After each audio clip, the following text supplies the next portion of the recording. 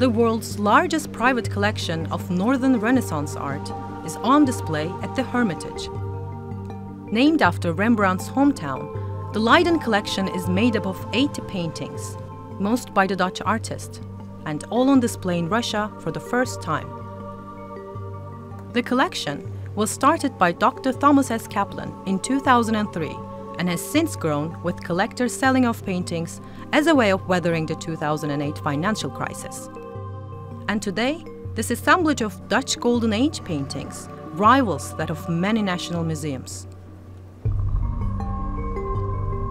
The Leiden Collection is very young. They collected it all around the world. About 20 years ago, no one could ever think that just in 15 years, someone could so easily collect old artworks of such scale, of such significance, but they succeeded. These are the first steps Rembrandt took in painting.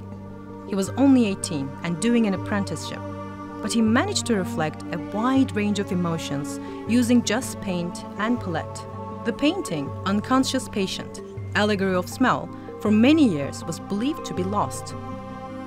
But in 2015, it unexpectedly appeared at a small auction in New Jersey. Its owners thought the 19th century image wasn't a significant work and listed the asking price at $800. In the end, it sold for more than $1 million.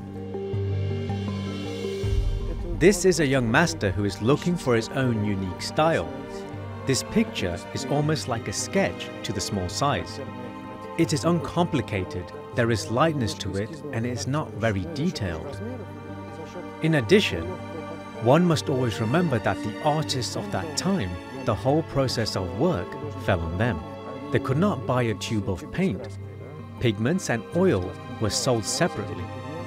The artist further mixed paints and ground minerals into powder. The color would change the more it was ground. He had to think about the color, the minerals, and create all this in his head. Minerva, painted in 1635, is one of Rembrandt's most exciting works. Known as the goddess of science, art, and military affairs, she was often portrayed as a kind of archetypal nymph. But refusing to play to stereotypes, Rembrandt painted her with the features of a real woman. Historians say the painting was inspired by his wife, Saskia. It's a prime example of the artist's masterful ability to reflect the depth of the soul in a portrait. The 17th century was the heyday of the Kunstkamera, the cabinet of curiosities from the exotic Far East.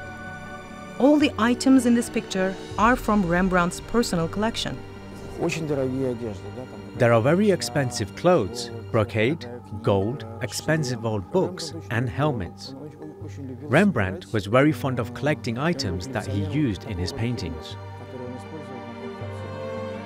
But two of the Leiden Collection's most significant pieces are not by Rembrandt. The first is a young woman seated at the Virginal by Jan Vermeer, the only canvas of the Dutch master that is privately owned, drawn on the same canvas as the famous Lace Maker, which is on display at the Louvre. It is an example of the tradition of Dutch artists' desire to the charm of everyday home life and the beauty of a woman's inner world. But there is a mystery behind how this yellow shawl came to be.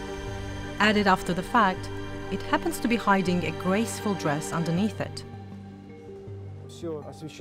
Everything is illuminated with such a steady light that is emphasized by the light from the window. Very finely done in expensive paint. There is an assumption that it has been repainted, but the question is, who made it? Whether Vermeer himself or someone later.